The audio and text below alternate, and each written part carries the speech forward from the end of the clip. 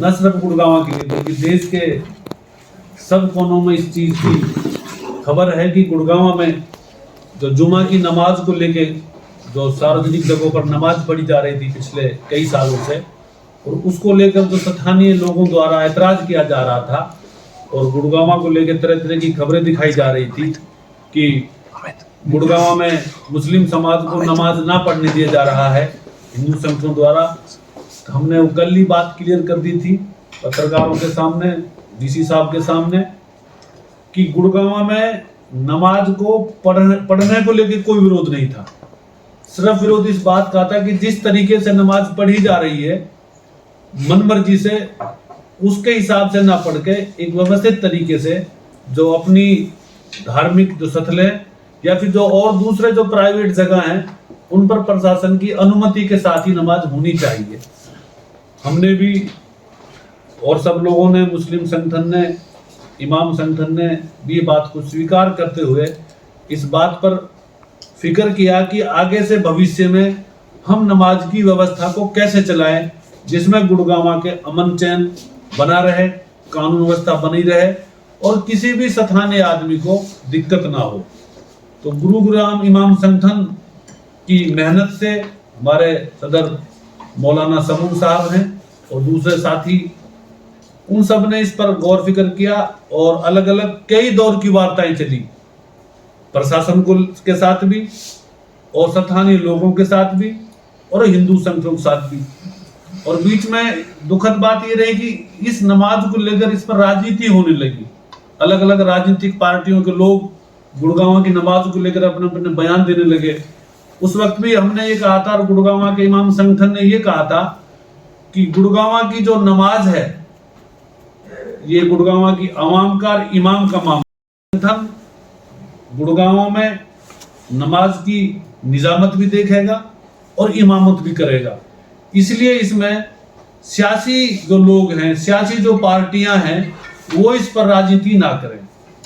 और मैं बधाई देता हूं गुरुग्राम इमाम संगठन के तमाम इमामों को जिन्होंने आगे बढ़कर अपने आप को एक मिसाल पेश करते हुए कि गुड़गांव की नमाज के मामले में हम बाहरी किसी भी लोग, व्यक्ति का, किसी भी संस्था का हस्तक्षेप ना करके जो इमाम हैं जिनके पीछे यहाँ हजारों लाखों लोग नमाज पढ़ते हैं, जिन पर एक भरोसा है गुरुग्राम के नमाज पढ़ने वाले लोगों का कि वो लोग इस इमाम संगठन के माध्यम से अपनी बात रखेंगे। जहां स्थानों की बात है, पहले जो हमारी दिवाली से पहले मीटिंग हुई थी उस वक्त 37 से घटाकर 20 पॉइंट कर दिए गए थे और उस वक्त ये कहा गया था कि 1 महीना के भीतर भीतर आपको ये 20 पॉइंट भी कम करने होंगे और अपनी ही जगह पर नमाज पढ़नी होगी। तो हमने सारी वो सूची बनाई सब लोगों की सहमति से और प्रशासन को कल हमने आवेदन किया कि 12 स्थान तो वो हैं जो मुस्लिम रिलीजियस प्लेस हैं, उन पर नमाज होगी और 6 स्थान जो प्राइवेट हैं जिन पर हम जब तक हमारी और वक्फ की लैंड या दूसरी हमारी व्यवस्था ना हो पाएगी उन पर अस्थायी रूप से हम नमाज पढ़ते रहेंगे। और उसके लिए हमने कल रिटर्न में ये डीसी साहब को लिख के भी दिया था कि उसके एवज में कोई 100, 200, 500 रुपए का मिनिमम कोई किराया बनता हो उस जगह का, हम वो भी देने को तैयार हैं। लेकिन गुड़गांव की नमाज आबाद रहे, गुड़गांव जिंदाबाद रहे और गुड़गांव खुशहाल रहे, हिंदू और मुस्लिम एकता जिंदाबाद रहे।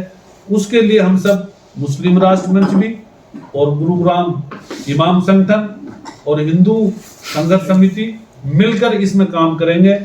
और मैं विशेष रूप से हिंदू संघर्ष समिति का इस बात का धन्यवाद करता हूं कि जिन्होंने बड़े खुले दिल से ये घोषणा करी कि जितने भी मुस्लिम समाज की धार्मिक जो जगह हैं, वक्फ बोर्ड से रिलेटेड है, जहां कोई खंडर में तब्दील होगी या किसी ने कब्जा कर लिया है, उनको रिलीज करवाने में हमारे साथ बराबर खड़े रहेंगे और प्रशासन से वो जमीन भी रिलीज करा के मुस्लिम समाज को नमाज के लिए सौंपेंगे। तथा इमाम संगठन जो गुरुग्राम में बना है उसके बीच में एक बैठक हुई है। उस बैठक में ये तय किया गया इमाम संगठन की ओर से कि जो इस समय 3 नवंबर को 37 में से जो 20 स्थान चिन्हित किए गए थे, उसको अलॉटेड शब्द प्रयोग ना करें, मीडिया से भी मैं निवेदन करूंगा। ये किस लिए किए गए थे? जैसे खुर्शीद भाई ने कहा कि 1 महीने की अवधि में इनको कम करते करते शून्य पर आ जाएंगे और इनकी व्यवस्था इन स्थानों को छोड़ करके नमाज के लिए अन्य स्थान पर की जाएगी। इस विषय को लेकर के हमारी बैठक हुई। इमाम संगठन ने और राष्ट्रीय मुस्लिम मंच ने ये स्वीकार कर लिया है, आपके सामने ही बैठे हैं दोनों इमाम के अध्यक्ष, जिनको ये सदर कहते हैं, वो भी बैठे हैं इमाम संगठन के, और राष्ट्रीय संयोजक भी बैठे हैं। इन्होंने ये स्वीकार कर लिया है कि ये जो स्थान थे चिन्हित, इन 20 स्थानों पर हम नमाज अदा नहीं करेंगे। उसमें से अलग से 6 स्थान इन्होंने चुनते समय, वो एक जैसे क्लेरिकल मिस्टेक होती है, 2 स्थान वो उसमें आ गए जो उन 20 में से थे। उनको अभी आपके सामने ही उन्होंने उसको खारिज कर दिया है, जिनके स्थानों के नाम भी उल्लेख में आ गए हैं, वो उन 6 में शामिल नहीं होंगे। उसके अतिरिक्त जहां कोई समस्या ना हो, किसी को डेवलप्ड जगह नहीं है, ये 6 स्थान भी मैं, क्योंकि हमारे सामने डिस्कस हुआ, जो लैंड तो हुड्डा की या HSIDC की है, लेकिन वहाँ कोई पार्क नहीं बना हुआ।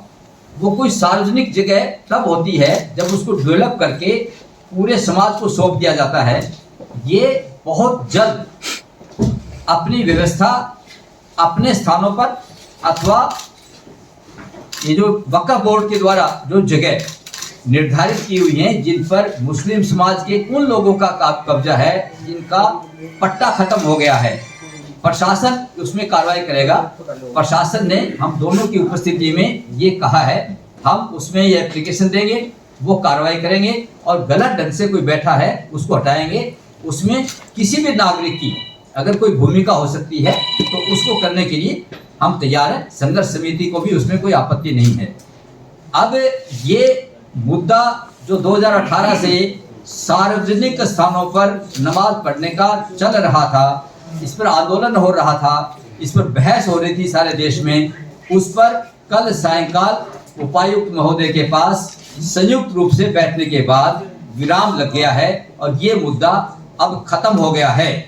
इसमें कुछ हो सकता है, इतना बड़ा हिंदू समाज है, उसमें से भी किसी को कोई एतराज किसी तरह का हो सकता है। लोकतांत्रिक व्यवस्था के अंतर्गत अपने देश में प्रजातंत्र है, और मुस्लिम समुदाय के लोग जैसे भी बता रहे थे कि कुछ लोग पहुंचे हैं अपनी शिकायत करने, हम इसको फैसले को नहीं मानते हैं, हमारा ऐतराज है, ये भी सब लोकतंत्र के अंतर्गत आता है। ये उनके मौलिक अधिकार है किसी फैसले को स्वीकार करना। लेकिन मैं एक बात सबके सामने बहुत स्पष्ट करना चाहता हूँ, विषय मुस्लिम समस्याओं को लेकर के नहीं था, विषय था इस गुरुग्राम में नमाज को लेकर के। नमाज और इमाम और नमाज, ये दोनों एक दूसरे के साथ जुड़े हुए शब्द हैं।